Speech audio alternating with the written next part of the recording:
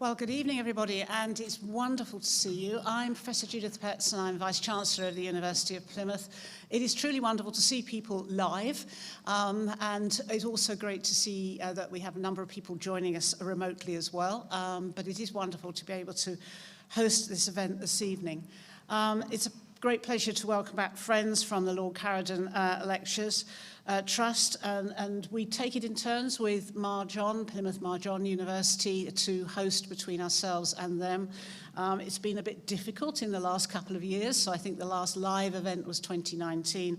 After that COVID break, as we might say, great thanks to everyone for the hard work and tenacity to keep the lecture series going, and great to see you.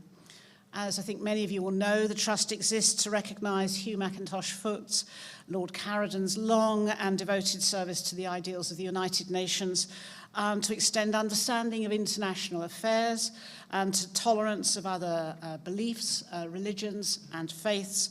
And it's a pleasure also to see members of the Foote family here this evening. We've just been talking New York as part of our conversations, but great to see Foote family here this evening. This year, actually, lecture marks the 30th year of this tradition. 1991 was the first Lord Caradon lecture, and every year since, apart from the last slight hiccup, Plymouth as a city has welcomed an expert on international affairs and international relations. And we're very pleased, as I say, to do this along with Plymouth John University. It happens to be our turn this time. And the lecturer this evening is Professor Kerry Brown, Director of the Lao China Institute at King's College, and I will leave it to others to introduce him in a moment, but it's a great pleasure to be able to welcome him this evening. I know he's staying in Plymouth at the moment, so it's also great that it's not pouring with rain, which it was last Wednesday at this time, so with quite effect as well. So it's great to be on the right side of the weather this week.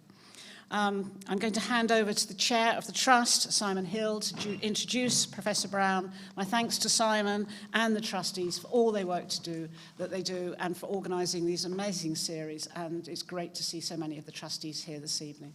Simon.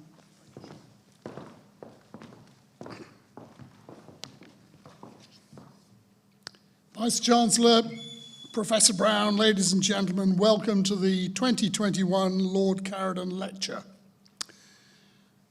After the last live lecture, I was driving our speaker, Bridget Kendall, back to her hotel when she surmised that as patron of the Trust, her sole role seemed to be to come up with the names of potential future speakers.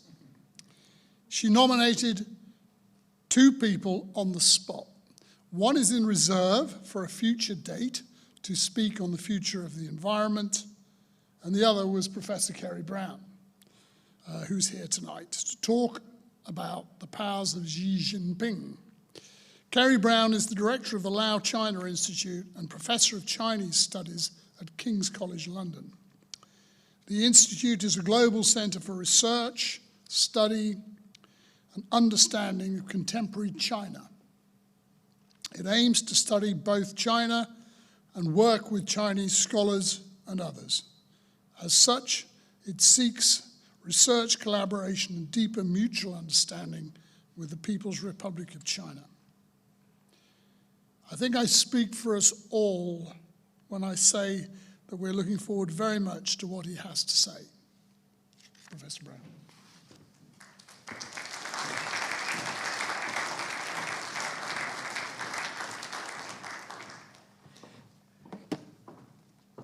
Thank you very much.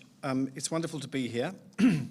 This is going to be the first meeting for 18 years where, 18 months, Freudian slip, where I don't imagine at any point someone's going to say, you're still on mute, but maybe. It's an honour to be asked to deliver this year's annual Lord Caradon Lecture. When I put up on social media news of this event tonight, an academic friend of mine in America, whose family originally hailed from Jamaica, sent a message saying how his father and mother had strong memories of Hugh Foot, as he then was, and his time as Governor-in-Chief, I think that was the formal title, on the island. As Minister of State for the Foreign Office, a place where I used to work many years after his time there, in the 1960s, there was no doubt Lord Caradon would have spent time thinking about the role of the People's Republic of China. But at that time, the UK still had yet to start ambassadorial level diplomatic relations. That didn't actually begin until after the United States recognition of the People's Republic in 1972. I think under Edward Heath, he was the one that conferred ambassadorial level relations on China. The Cultural Revolution in China was still raging. That had started in 1966. And indeed, the mission to Beijing that existed then, what was then called Peking, was sacked with British diplomats. They're beaten up, and effigies of Harold Wilson, the Prime Minister at the time, burnt in the center of the city. I mean, a little bit unfair because I think his effigy was burnt because he was being accused of being a lackey of Lyndon B. Johnson. But of course, Wilson famously refused UK troops, I believe, in the Vietnam War, fighting alongside the Americans. So I think the Chinese were probably being a bit mean there. When we hear about the fractious and challenging role of China today, it is good sometimes, I find, to give a sense of perspective and in fact remember what it was like in the depths of the Cold War about that time. I asked a colleague recently who had been active in the 1960s in issues related to China what it was like back then.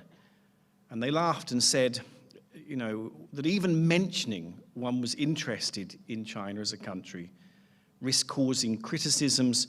So many like her just kept silent. We haven't reached that point yet, and I don't think we will reach that point, but now is a difficult time. And so I do appreciate an audience coming tonight to listen about China, because it is a difficult and contentious issue. In fact, we should be interested in China, and we should certainly be as interested and engaged with its politics in ways that most people are about the United States or European issues, if they're British. Sometimes I am envious of my academic colleagues who deal with these areas, Europe and the United States, or North America. They don't need to explain the importance of what they are talking about. Why does the United States or Europe matter?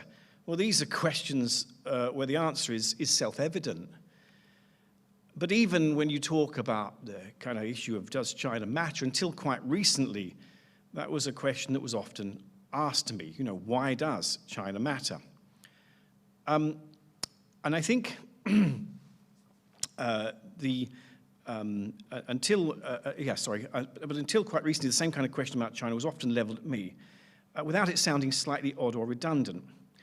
One of the side effects of the pandemic over the last 18 months that has afflicted the world, and is largely regarded as having originated in China, is that question, why does China matter, has now definitely been answered. It was always true. I think China has always mattered in modern history, not just in recent times. But now we are all crystal clear. What happens in a country that accounts for a fifth of humanity and a fifth now of global GDP matters to everyone. Domestic issues in China have an impact, no matter how remote, on things here and, of course, elsewhere in what can broadly be called the West. And so the idea that you often see of being able to de-link and separate from China, you see that a lot in media commentary. I think it's just not possible. It's too complicated. This is no new Cold War situation. There's too much interlinkage. It's not like the period of the USSR, where there was very clear divisions and not the kind of trade, finance, and supply links that link us all together. China is part of us, and we are part of China, for good or bad or both. In that context, this is why Xi Jinping, should be someone who figures in our thinking and our minds as urgently and as importantly as people like American President Joe Biden, or, until she finally retires, German Chancellor Angela Merkel, or Russian President Vladimir Putin. Most of the time in Western media, however, when she appears, Xi Jinping, it is usually with an air of mystery, or some implication that he reigns over China's 1.4 billion people like some medieval despot. Not a word gets spoken in China, we are led to believe, not a whisper uttered, without Xi being able to hear. He fits into the archetypal big brother figure from Orwell's dystopian classic, 1984. That benign, smiling face looking down from every wall and screen and newspaper, gazing into our eyes, ubiquitous, overwhelming, and very, very terrifying.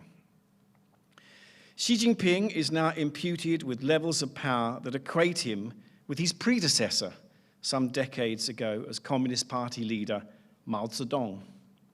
This is quite some claim. Mao Zedong was instrumental in the party from its foundation in 1921, exactly 100 years ago, a moment that's just been celebrated in Beijing in early July. At that time, the Communist Party of China had only a few dozen members, I think no more than 50. He rose to power over 2 decades, winning fights against other figures in the party, against a group of Moscow-backed activists. The International Comintern was the original backer of the Communist Party in China from Moscow. And then against the onslaught of the presiding government of China then, the nationalists under Chiang Kai-shek, and finally the Japanese, who launched a devastating war against the country in 1937. Mao Zedong was the proclaimer of the foundation of the People's Republic in 1949. In his 27 years in control, not a single figure politically managed to successfully contest his power. From the aforementioned Cultural Revolution in 1966 onwards, the levels of devotion given to Mao came close to the religiously ecstatic. Mao was in people's hearts, under their skin. He was present at their morning and their evening in the photos and pictures of him on the walls of people's houses. To contest him was to sign one's own death warrant. Can we really say that Xi Jinping has power like this, as a person? To complicate matters, however, we have to remember that however vast Mao's powers, as I've just outlined, were, the China as a country he ruled over was definitely not the same place as today. It was a marginalized, isolated country which, through falling out with its main patron, the USSR, the Soviet Union, had only one formal ambassador abroad by 1966, Ambassador Huang Hua in Egypt. It was a country where 85% of people lived in rural areas, where their standards of living were undeveloped and their lifestyle often pre-modern. The communists did dramatically improve life expectancy, literacy, and other developmental measures. If you think the average life expectancy in China in 1949, when the communists came to power, was, I believe, about 33. And very quickly that climbed to in the mid-60s. Now, I think it's actually beyond the levels of the UK. But to visit China in 1970, 50 years ago, just 50 years ago, so well within living memory, and to compare it to the place that half a century later, often seems to involve me moving between two worlds. Xi Jinping might not in himself have the reach of Mao's power as a person, but he, as a leader, is in charge of a country with the world's largest navy, at least in vessel terms, although technologically, of course, far behind the United States. A country which stands on the cusp of being the world's largest economy, probably sometime, barring disaster, in the next few years, at least disaster for China. China is the largest trading partner of 120 plus other countries. I think it's now the UK's 3rd largest trading partner, after I believe the US and Germany. China has produced world leaders in telecoms, Huawei, the contentious telecoms company, and high tech. It is now even sending space vehicles to land on Mars. Say what one likes about Xi Jinping's power, but of the power of the country he rules, there is no dispute. And that is, to me, a crucial issue. Where does the boundary between Xi Jinping as a political public figure and the country he serves and represents end? How much is it our fear, if we're fearful of China, of the country, or him as a symbol of that country? Xi's China is often presented as a place that is slightly different from China itself. They're almost sort of like the same. But what is this place where Xi Jinping casts such a long shadow? In the Mao era, when one went to China, where the chairman's image, as I've just said, was almost everywhere, where reference to him saturated daily language, where he was a living part of everyone's daily lives. Well, that's not the same as the Xi's China that I've known, or indeed the Chinas I've known since 1991 when I first visited. I can attest, through living there and through constant, frequent visits till the pandemic ended these in early 2020, that at least for now, there is nothing like this blanket coverage. Xi's image is present, I don't deny that, but only in government buildings and particular spaces, and of course in state media. But there's many other media that people can look at. People's daily lives are preoccupied, on the whole, with the same challenges of late modernity as anywhere else, including in the UK. Saving money to buy expensive accommodation. I mean, the cost of housing in cities like Beijing and Shanghai is more, amazingly, than in London. Commuting long hours each day to work in offices that look like those in London or New York, in fact, that look even newer and more gleaming. For Mao's China, people were not so much a captive audience, but one addicted to their love of the chairman. For Xi Jinping, the situation is somewhat different. The party has a wholly different challenge: to engage and fight for airtime with the million and other things that distract Chinese people online or in the ever-shifting spectacle of their daily lives. The party has to compete. As an attempt to remedy this, a great deal of the Xi Jinping message has been to gain power through telling stories, not so different from Western politicians, in fact, no difference at all. There is in particular the story of Xi Jinping himself, which is deployed in state media, of the man who came from an elite background in Beijing, whose father had been an ally of Mao Zedong in the early People's Republic period, but then failed in a political campaign in the 1960s and put under house arrest from 1962, something that lasted indeed until the late 1970s. In the Cultural Revolution, Xi Jinping, his second son, was sent from school in Beijing, an elite school, to the rural areas in central China where the Communist Party had taken refuge in the 1930s after the Long March and had its base until the 1940s, a place called Yan'an. This is the story of Xi Jinping, the peasant emperor, the one about the man who, despite these setbacks, then rose from the lowest levels of government at the village level to become a provincial, then a national leader, and now sits at the heart of the whole system. In this story, Xi Jinping is someone who has earned what he now enjoys. And he also shows, perhaps more significantly, that for Chinese, they can aspire, they can enjoy the Chinese dream, rather than continue being addicted by the American one. But behind this, of course, is a larger story, the one that is promoted to the great emerging middle class, who are the key players in this whole story, and who, in my opinion, are the builders of the new China. In Mao Zedong's era, it was the farmers, the rural dwellers, who formed his base. These people embraced the liberation ideology of the party. The outside world heard and still knows a lot about intellectual and other elites in Mao's time and how they suffered. And that suffering is true, no one would deny it. They suffered sometimes terribly.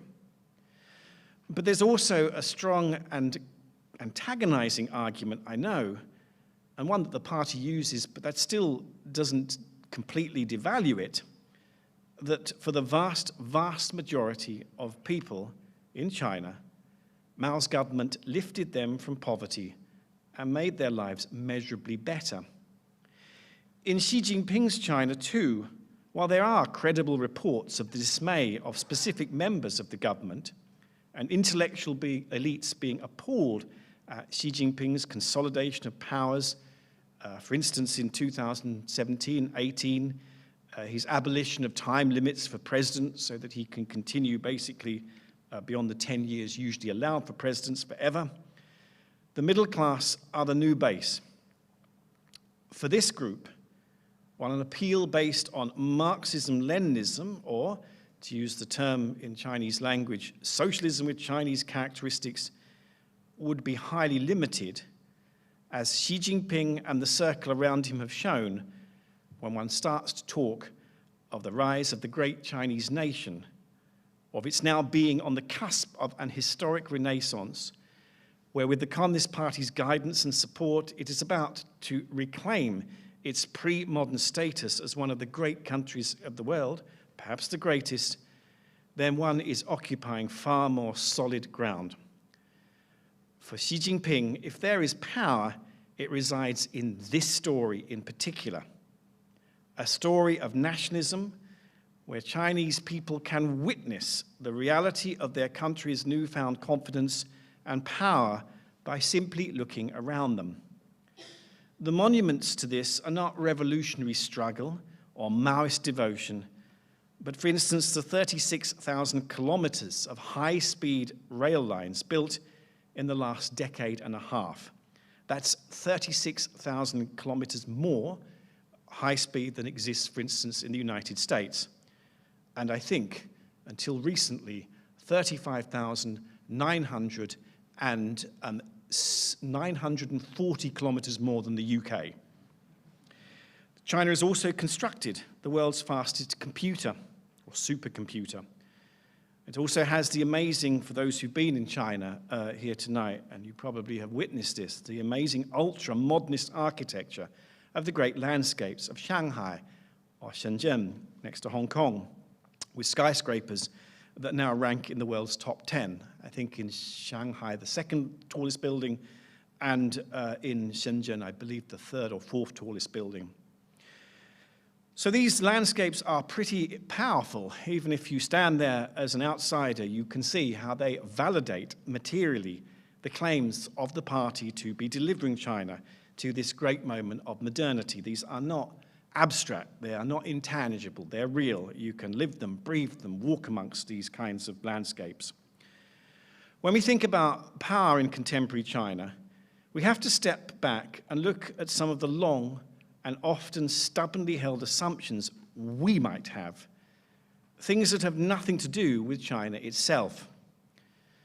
Those notions, for instance, I referred a little bit indirectly earlier, for instance, about Oriental despotism, fortified from the 17th century onwards by figures like the French political philosopher Montesquieu in his Spirit of the Laws, and others who often portrayed Chinese emperors at that time in the imperial system as almost mythical in their remoteness and the size and extent and terror of their powers.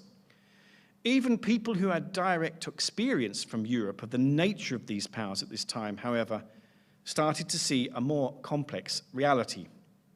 The Dutch embassy to China in 1795, only a year or so after the far better known British embassy led by Lord Macartney, had to endure in their overland journey from southern China to the emperor's seat in Beijing, often harsh and primitive conditions. This was not because their visit was unsupported by the ruler. On the contrary, they came with the emperor at the time, Qianlong's, full support. The issue was the ways that local officials who were meant to look after them along their route, while obediently following instructions, siphoned off most of the funding for the visit in order to look after themselves. So much of the central budget for the hosting of the tour went into their own pockets. So you often had in the accounts by the Dutch embassy, you know, the kind of places they were accommodated along the way being these appalling kind of harsh conditions, while the Chinese officials looking after them were staying in deluxe suites.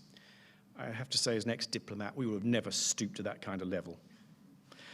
That captures something about power in China to this day, something that at the same time is immense and frightening, but also strangely dissipated and inefficient because of the ways it is held in the hands of only one limited figure with all of the issues of overstretch and overburden that involves. But before we get too excited by the discovery in Xi Jinping of a new Oriental despot, a figure of vast and all-penetrating abilities, we might set aside this historic template and start to locate Xi in a more contemporary context. First of all, we have to remember from what his power flows, the body that he leads. With its 92 million members, the Communist Party of China, fresh from celebrating its 100th anniversary in existence, is a very different body to that of the Mao era. It is well trained. China is a strange country because it trains its politicians. It is highly hierarchical. It is well funded, and it is well entrenched as an entity at all levels of Chinese society, business, governance. It is everywhere. This is well put in a new history of the Communist Party, which was produced earlier this year in April. In that history, it says that the party is east, west, south, north, and at the center. It is everywhere.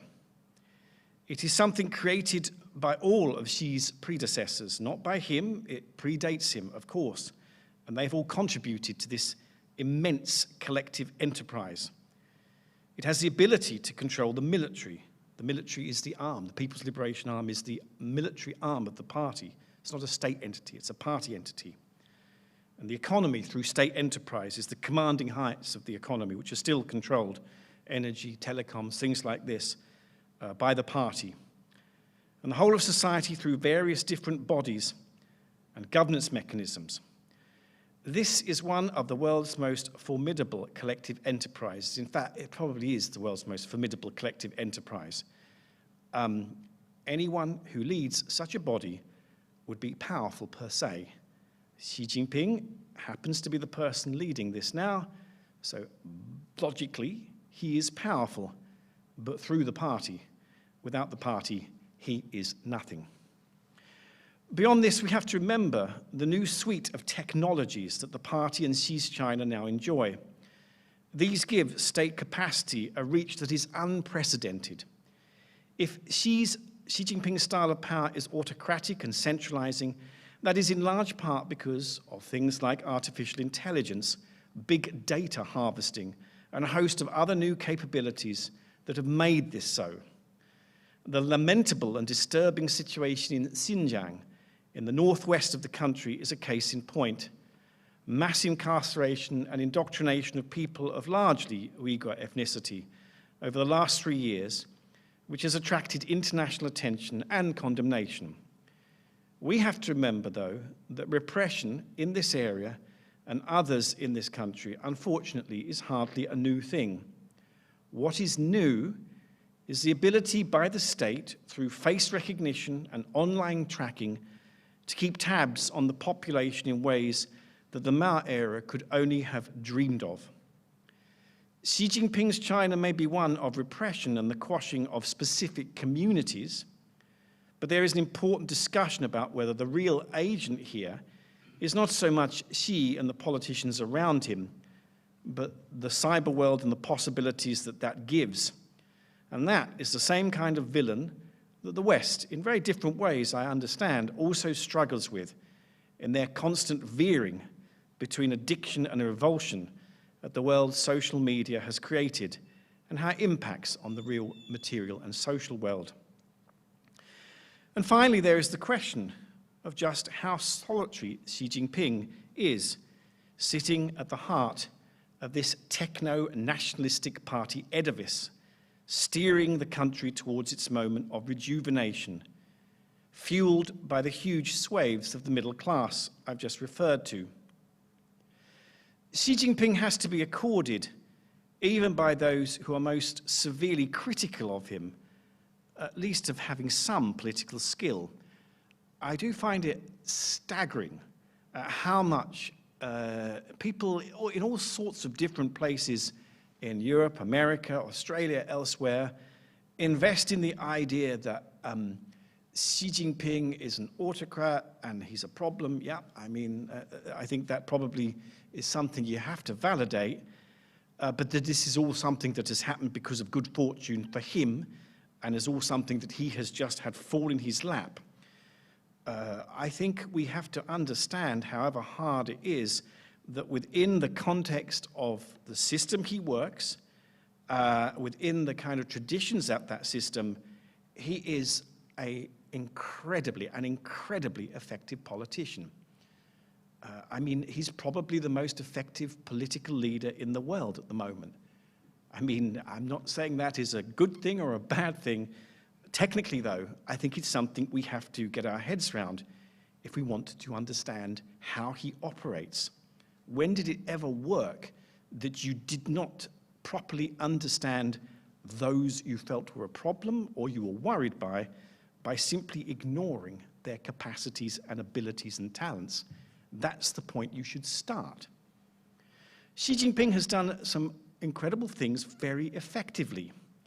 First of all, he has clarified the key audience, the middle class, the base that he needs to craft messages for and whose aspirations he needs to address. For sure, the middle class in China cannot express their opinions through electoral votes. They don't participate in politics in a very straightforward way. But it is pretty true in Chinese history that when your key group turns against you, it can become very, very dramatically different very quickly. And this middle class have incredible aspirations and hopes that could be easily antagonized if the government doesn't deliver. He has created the key means, therefore, of appealing to this group, the story of nationalism that I've just referred to, of the resurrection of the great Chinese nation with its own successful form of modernity. On top of this, he has articulated a much more domestic set of policies, ones around this idea of common prosperity, which are aimed at showing the Communist Party is on the side of everyday people, helping them buy their homes, have better health care, enjoy a better physical environment, and have a social security net to fall back on when times get hard. Is this such a hard group to understand, or a hard message to relate to, or a hard or difficult way of operating for outsiders like us in the UK? I mean, there are some things that are awfully familiar about that list of requirements from your audience, particularly on the day of a British budget. When one thinks of the sorts of issues post-Brexit and post-Trump that politicians in Europe and America are also trying to struggle with, I think that there is surprisingly common ground, despite the radical differences in political systems between what Xi is doing and what leaders in Europe and elsewhere are doing. Xi Jinping is in the business too of leveling up, of doing something about the massive inequalities and iniquities that afflict Chinese society just as much as they do Western ones. He has defined the core people within the Communist Party itself that can support his political project, rather than him as a person. The mission is the thing that matters, not the person. The sort of people the outside world might not know much about, but who form part of the deep establishment, a network of military, party, business and others who will define their interests in ways that are compatible with the Xi political mission. One figure in particular who hardly anyone in the West knows, a figure called Wang Huning, who is the chief ideologue, and who is, if Xi Jinping is the most powerful man in the world today, Wang Huning, a person who is almost unrecognized in the rest of the world, is the second most powerful. In fact, they may be equally powerful, because Wang Huning has been the architect of ideas running China for the last 20 years. He is a man you should pay attention to, because he's certainly having an impact on you, and he's doing it with the wonderful kind of advantage of no one knowing who he is. And finally, Xi Jinping has also, with Wang Huning's kind of help, defined the mission. The march towards a China which is strong, unified, developed, wealthy, and able to stand up against the rest of the world. None of the Xi Jinping goals and methods of behaving are particularly new in the communist system. The party has always been keen to use new technology. It's just now that technology has arrived, and a lot of it is being created by Chinese companies. It has always been dependent on nationalistic messages, only it's never had an economy standing on the cusp of being the largest in the world. The middle class has been emerging for decades now as the country has urbanized and its economy developed.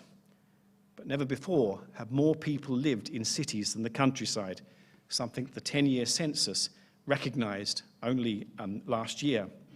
65% of Chinese people now live in the cities. What is new is the way that all of these kind of different factors have come together at this particular moment. Looking at the individual figure of Xi Jinping as though all of this was simply about him, his arrogance, his ambition, his ego, his greed, would be a massive misperception. It would also make the challenge of what we are looking at in China now from the outside world far simpler than it actually is. It is Xi Jinping's symbolic value, the ways in which his sort of leadership with a capital L has been crafted by him and many, many others as a collective enterprise to promote a corporate plan and to be a central strategic role in this. So his leadership plays a strategic role. That's the thing that matters. The highly deliberate and collectively constructed nature of this is the key thing. The ways in which it has been collaborative and jointly constructed. Looking at the key role, for instance, of the main current party ideologue, Wang Huning, who I just mentioned, and his work on stressing the importance of party culture and the sustainability of that as the key basis of power is really critical here. And in that context, the story and the strategy came first, and then the kind of architecture that was needed to carry this forward followed afterwards. The Xi leadership is part of that, but only part of it. So next time you see on TV or in the news, on the internet or even on film, that figure of Xi Jinping with his big brother-like gaze and the massive power imputed to him, remember too that even in Orwell's vision, Big Brother was merely a front for a vast network of complex and more hidden actors and issues, and a story and aim that was designed to transcend the bounds of any one person by using that person.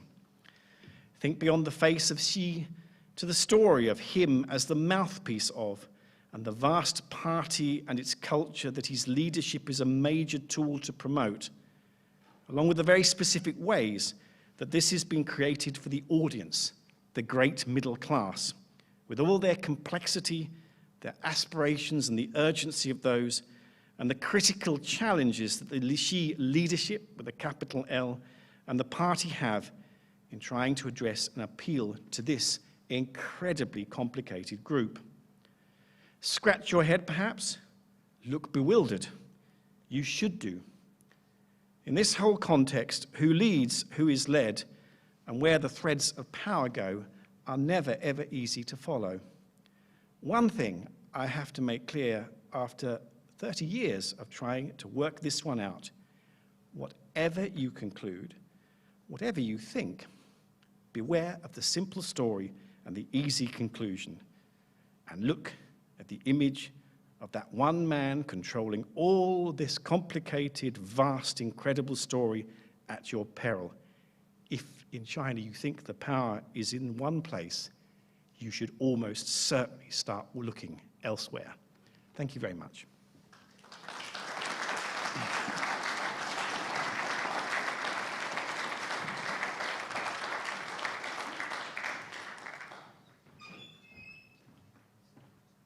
Thank you very much. Ladies and gentlemen, we've got a couple of microphones moving among you.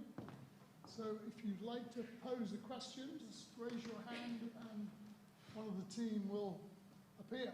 Caradon. Sorry.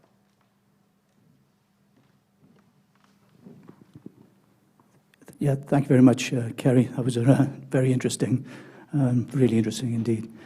I just wanted to go back to the narratives that you identified and the Marxist-Leninist narrative, and then the shift to a sort of a narrative of capitalism, maybe a state capitalism. I don't think you identified what type of capitalism.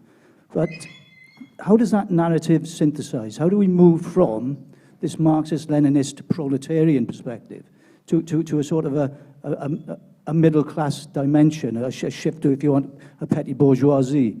And then how do they sort of synthesize that narrative through time, from Mao through to Xi Jinping? Yeah. Great, thank you.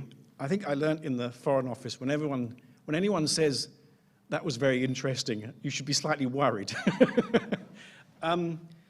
Yeah, I mean, so I think that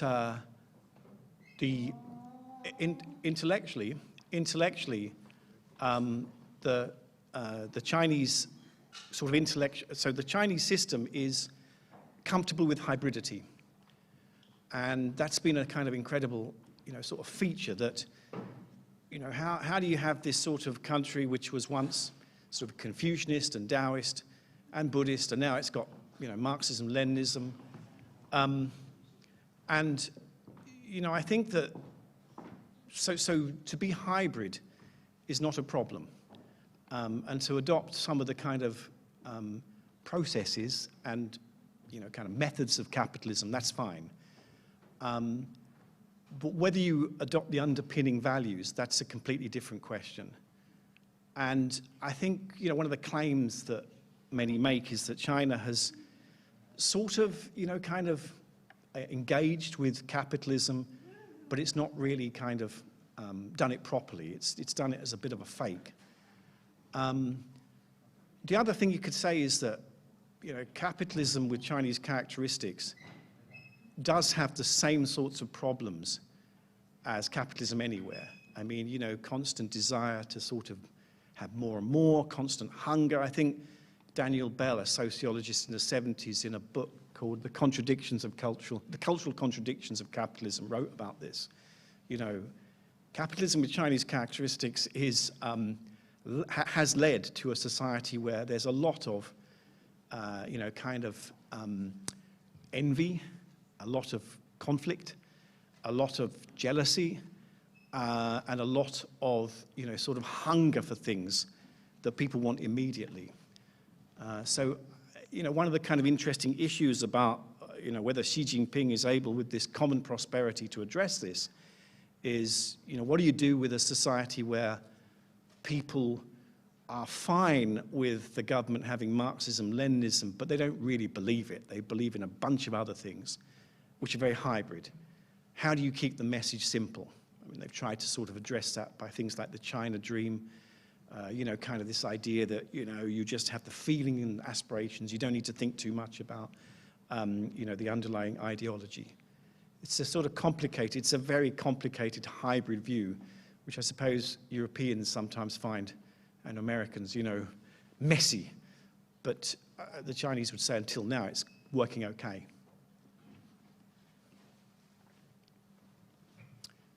Yeah. Anyone? Yes, the lady. So yeah, the lady. If you just have any questions, the lady over there.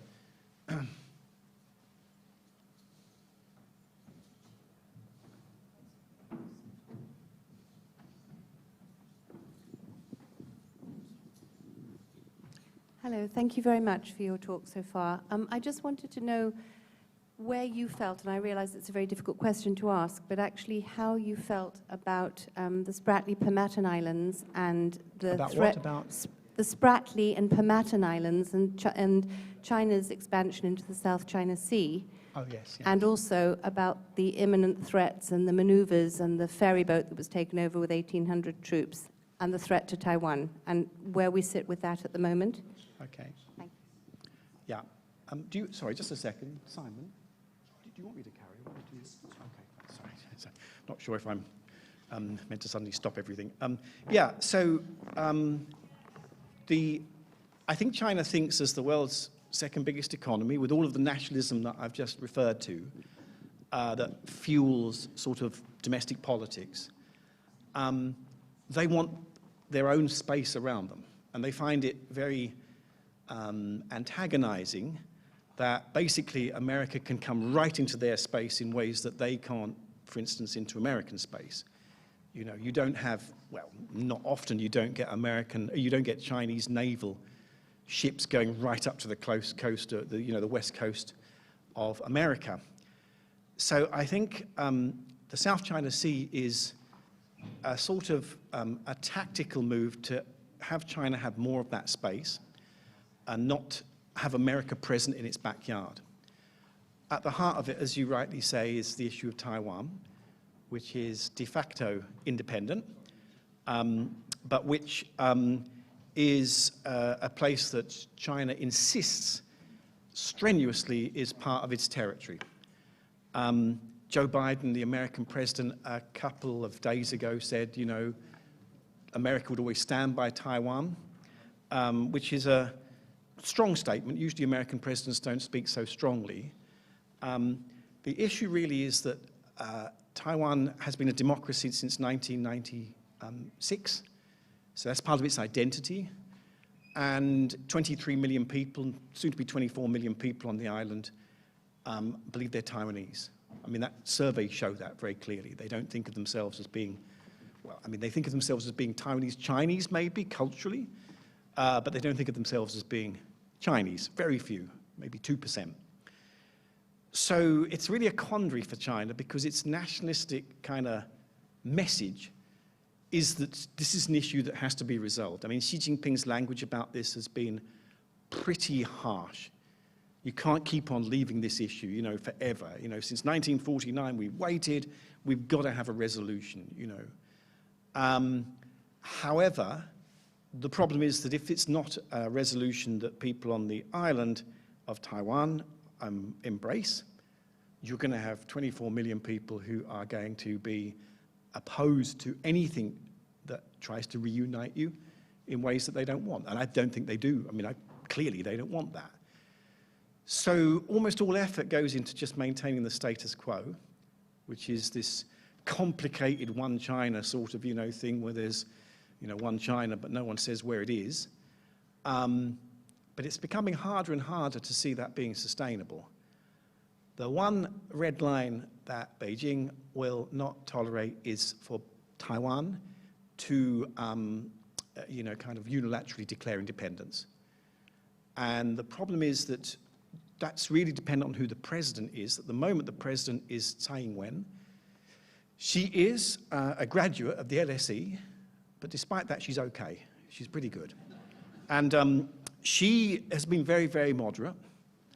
Her deputy is more overtly pro-independence. And if he were to stand, you know, her time limit is going to be in a couple of years' time, then she has to step down. Were he to stand, and he probably has a pretty good chance of winning, and then he were not to change his position and overtly say, we will be independent, then we have a problem. I mean, this is not logical because China, if it were to get in military engaged in this, it would be a total disaster for it, for the region, for the world. This would be the worst possible outcome. But people don't think, I mean, many times on similar issues, people don't think very logically. And here, it's really about the emotions of nationalism and how this issue for Beijing is one that it feels must be resolved for it to be the great nation that it wants to be. Not easy, yeah? Not easy. Yeah, the gentleman there. Sorry, I think you have to wait for the, is there? Yeah, sorry about that. I think it's for the streaming. So I thought what you said about the Chinese middle class being an important power base was very interesting. So I was wondering if you thought that the Chinese middle class might be ready for the Communist Party to make a major contribution with regard to COP26 and the nationally determined contribution, or not. Yeah, great question. So, I mean, Xi Jinping is an environmentalist. That is good news. I mean, so when he was a party leader provincially in the early 2000s, he spoke a lot about the need to protect and look after the environment. And that wasn't that normal 20 years ago. I mean, it wasn't the mainstream. The ethos then was you just pumped out GDP no matter what, and then cleaned up later. So under him, since 2012, there's been more environmentalism, and they committed to the Paris Convention in 2015. Xi Jinping will not be attending COP26. I don't think that's particularly political. It's just because he doesn't travel now. I mean, he hasn't traveled at all for 18 months while the pandemic's going on. The issue is whether they will be ambitious in their goals. 70% of China's energy comes from fossil fuels. So while they've kind of committed for domestic reasons, because the Chinese middle class want a clean environment and clean water and clean soil and clean air, they have committed to a carbon emission gap of 2030, a peak of carbon emissions by 2030, and then carbon neutrality by, I think, 2060. Many people think that that's probably not ambitious enough. And you saw the emissions this year have gone through the roof. China said at the UN General Assembly, Xi Jinping said a couple of months ago, China's not going to be building power fuel stations abroad for others anymore. But the thing is, what it's doing in China is still very dependent on fossil fuels. And although there have been power cuts in northeast China and some issues about just trying to kind of reduce people's reliance on fossil fuels, the balance between economic needs and just kind of environmentalism is very sharp.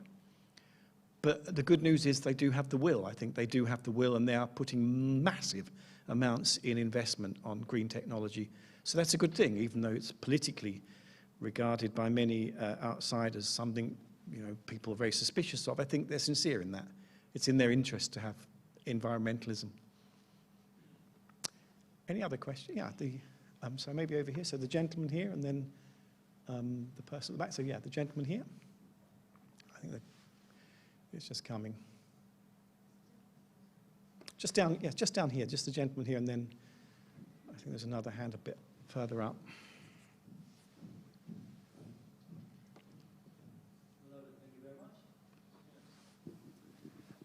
I'm very interested to know about the religious side of the Chinese and the tribal side.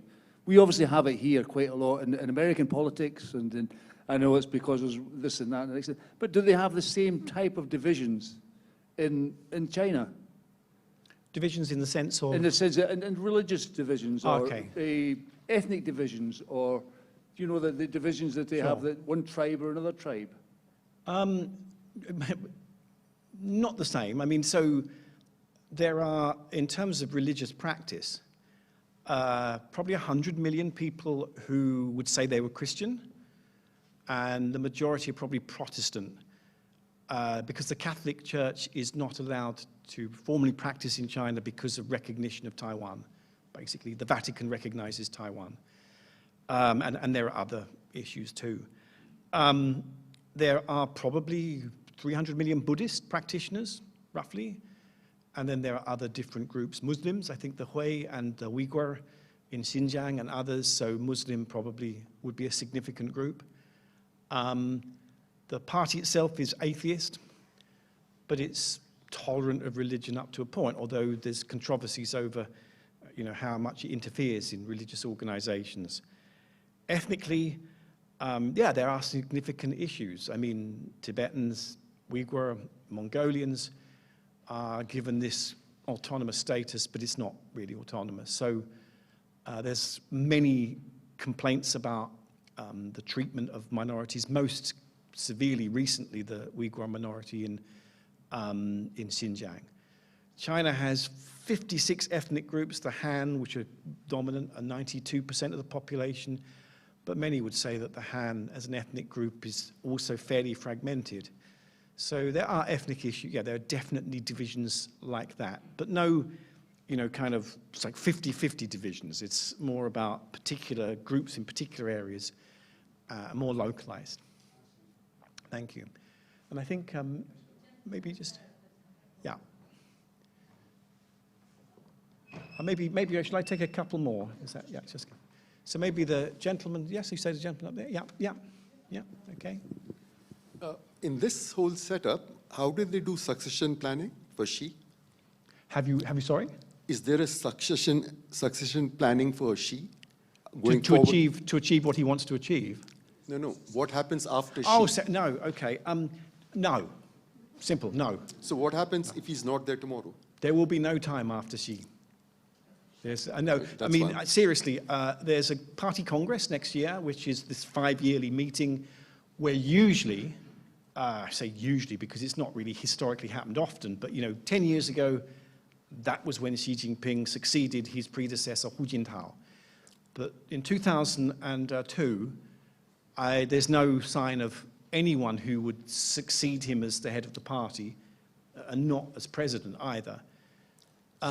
Probably from next year, there will be figures that might appear who are in their early 50s, mid-50s, who in the longer term might be successors. But there's no particular names that you could really pin everything on at the moment. So if he's not there tomorrow, we have a problem. Yeah, I mean, he's healthy. Yeah, I mean, No. no, it's true. I mean, the thing is, if he goes from the picture because of health or other reasons, yeah, we have a problem. I mean, because it's all dependent on this sort of style of leadership on one particular figure. There are other figures who could step in. There's kind of a deputy, Li Keqiang, a premier, but they're very low profile. It's hard to predict. If he were to disappear from the story, it's hard to predict what would happen. But there probably would be a power struggle. I mean, there probably would, because that's been historically what's happened. So it's very similar to, say, Putin or... Yeah. Great, thanks. And then maybe one final one, I think from over here, the gentleman there. Thank you.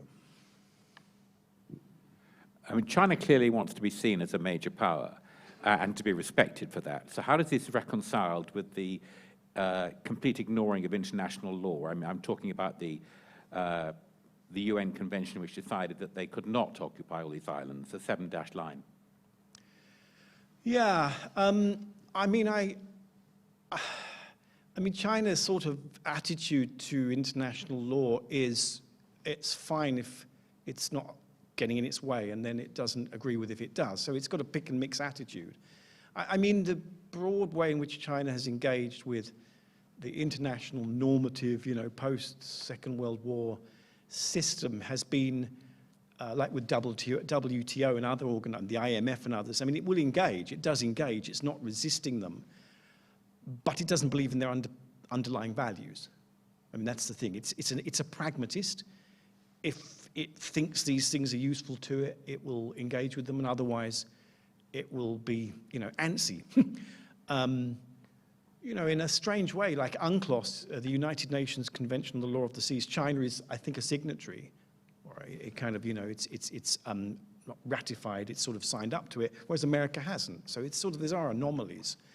I think the problem is that America and China are both quite exceptionist in their attitude. And China's view is, and I'm not saying this is right, but China's view is, this whole system was created when we were not part of it. We're coming along as, this big new power with 1/5 of GDP and 1/5 of humanity and a massive military. Well, we want to have some changes. So it's sort of, it's definitely disrupting that just by the kind of power it is. Maybe not intentionally, but by the kind of power it is. Thank you very much. Thank you very much indeed.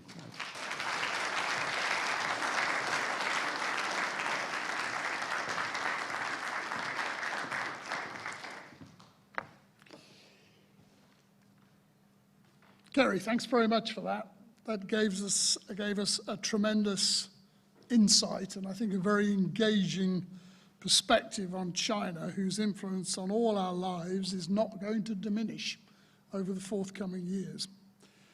Can I also thank you for earlier this evening participating in the seminar with Dr. Patrick Holden's international relations students.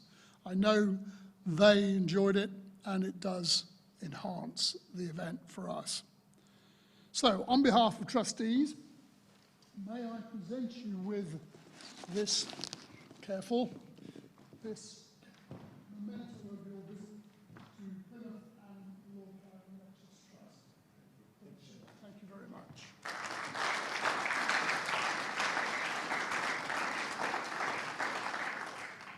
We will also, as usual, make a donation to Kerry's nominated charity, which is Mind, the mental health charity.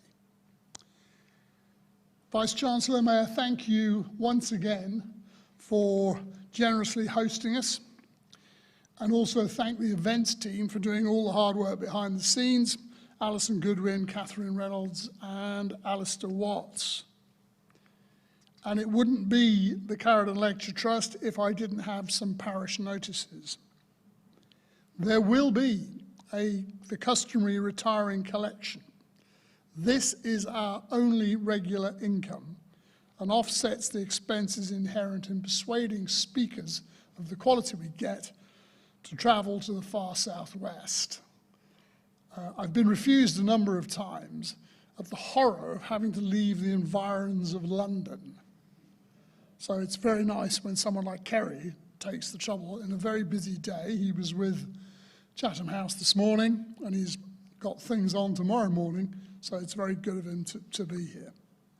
Can I thank again those of you who donated to our fundraising campaign in 2020. That was very successful and has underwritten the trust for many years to come. At the risk of being really tedious, please, if you are still using a postal invitation, give us an email address. There are cards outside for you to complete. Unless you have a particular reason for having a paper invitation. I have one lady who requires triple-sized lettering on her invitation, and that's fully understood. Our next lecture will be at Plymouth Marjan on the 10th of November 2022 at 7:30. For those of you with your diaries, our speaker is Mark Sedwill, Baron Sedwill of Sherborne, who you may recall was Cabinet Secretary and Head of the Civil Service, National Security Advisor, Permanent Secretary of the Home Office, and British Ambassador and NATO representative in Afghanistan. So put that down, 10th of November. Finally, thank you all for braving the parking and also the pandemic and for being here tonight. You've certainly earned your glass of wine and your canapé, which is awaiting you outside. Thank you very much for being here.